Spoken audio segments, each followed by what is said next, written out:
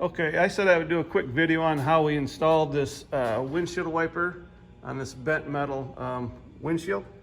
So we just went and bought a couple things. I got online and we bought an Autotex 172 degree large sweep wind wiper motor.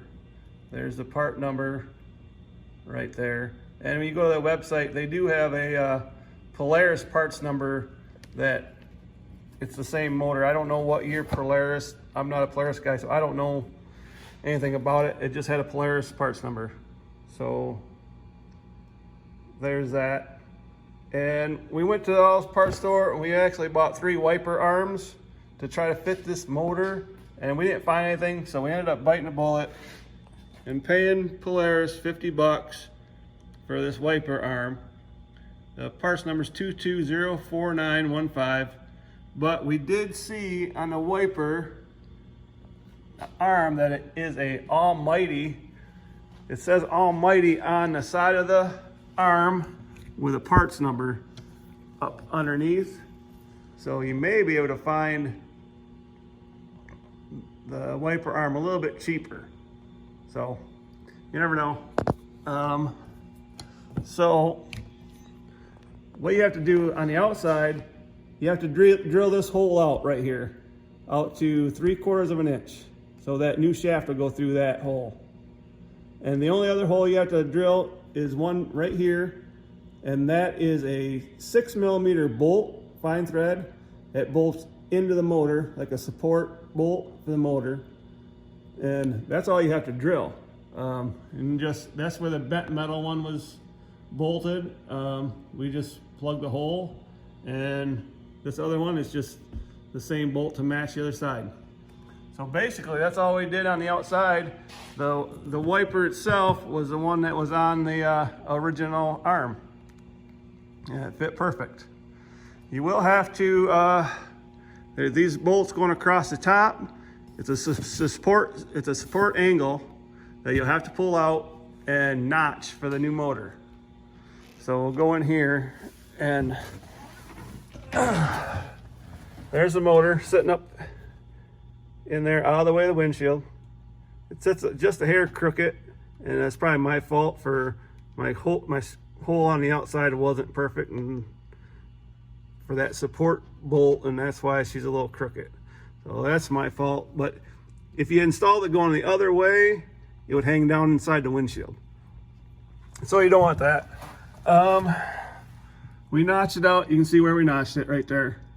And we didn't want to take all the support out of that angle. So we did shim. You can see up in here, there's a shim right there. And all that is that's 4 washers, small washers with a piece of tape holding them, put around them so I could get in there. I was doing it by myself, so held them washers together until I got the bolt through. And we shimmed it about 3/8 of an inch. And there's also a shim on the shaft side, a couple bigger washers that are, so it equals about 3/8 of an inch. So, and there's that. So it sits up there nice, and we cut the wire right there. We cut the plug off the new motor and tied in the bent metal one. So we didn't have to pull any of that wiring harness out. So that works out good. I'll go around to the other side and we will see how we wired it up. Okay, I got that light shut down, so let's look at this. Now you can probably see it better. Let me turn this light on in here. Okay, there's the motor mounted up there. Turned out pretty nice. Up there out of the way, not in the windshield. Here's the plugs. The one side we cut off the bent metal old wiper motor, and then we just wired it into the new motor. There is one extra wire. It's the blue wire. We just ran a whole new wire down into the dashboard, and you can see it behind there. We ran it in behind that other one, so it runs down in the dashboard with all the rest of the wires.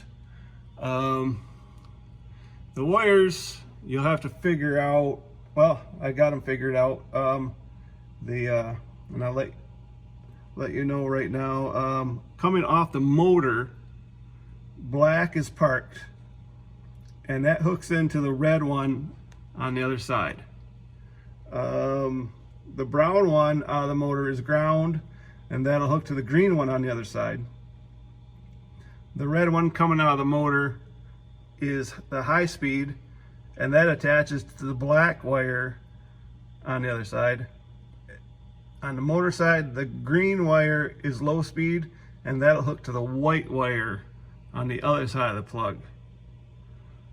Then we just hooked up another blue wire and hooked it up like I said. We just ran it down with the rest of the wires down behind the dash. So there you have that. And at the plug, you got park, you got low, and you got high. So there's low. Okay, we got high, and we got park. And that's another thing. It will not go to park off when it's on high. It has to go to park from low. So if you go up to high, you have to stop at low, then you go to off, and it'll go back up. So low, high, low, then you go to park, and it'll go back up. We also added the sprayer in the window to keep it clean. So we can do that, keep the windows clean. So go to park, goes back up there. We wired it up. We wired the 5-pin relay up behind the stereo. Let's see if I can get the light up in here. I didn't want to pull it all apart. There's a relay for the park feature, and I do have a diagram on that I'll show you here in a minute, but that all tucks up behind where the stereo goes, and there's a panel. It'll cover it. This panel covers everything up right here. So there's that. But that's it. That was pretty simple. After we got the park feature figured out, we did download the diagram for the motor, and that gave us all the color codes for the wiring. And then we made this up so people could see it, how it actually is wired. We didn't we did all the same colors. We didn't do the bent metal colors on the one side and motor colors on the other side. We just did all the motor colors so, you know, people could know where all the wires were going. So I hope this helps, and thanks for watching.